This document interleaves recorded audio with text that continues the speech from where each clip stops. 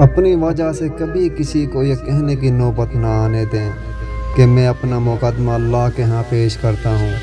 کسی کے یہ کہنے سے پہلے معاملہ سلجھا لیں، کیونکہ اس رب کے ہاں نہ جج خریدے جا سکتے ہیں، نہ ہی گواہ خریدے جا سکتے ہیں، اور نہ ہی وکیل، کیونکہ وہ خود ہی گواہ، خود ہی وکیل اور خود ہی جج ہے۔ وہاں ترازو بھی انصاف کے ہوتے ہیں، اور پھر بے شک اللہ جو چاہتا ہے کر دیتا ہے۔ صبر کیا، بالکل خاموشی، کوئی شکوہ نہیں، اللہ پر یقین کہ حالات بدل جائیں گے، نہ بھی بدلے تو پھر کیا، میرے رب کو بہتر پتہ ہے، یقیناً اس میں بہت بھلائیاں ہوں گی۔ صبر کب آتا ہے؟ اللہ سے قربت بڑھنے پر، یقین ہونے پر۔ جس کو یقین آ جائے اللہ پر، اس کی حکمتوں پر، اس کے فیصلوں پر، وہ کبھی نہیں ٹوٹتا، کبھی نہیں گرتا اور کبھی نہیں جھکتا۔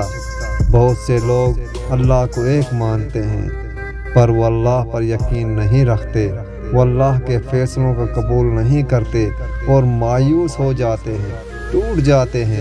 اللہ پر یقین کر کے فیصلوں کو قبول کرنا سیکھیں اور زندگی کو خوبصورت بنائیں۔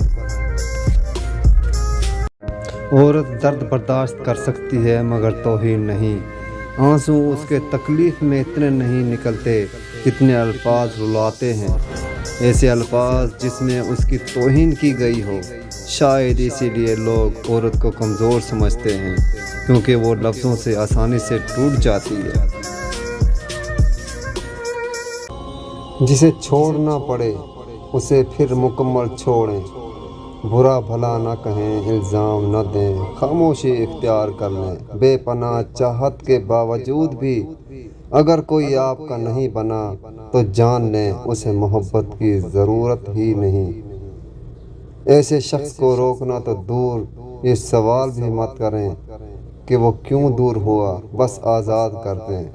کسی ناقدرے کو اپنا سایہ بھی میسر نہ ہونے دیں، یہی سب سے بڑی سزا ہے۔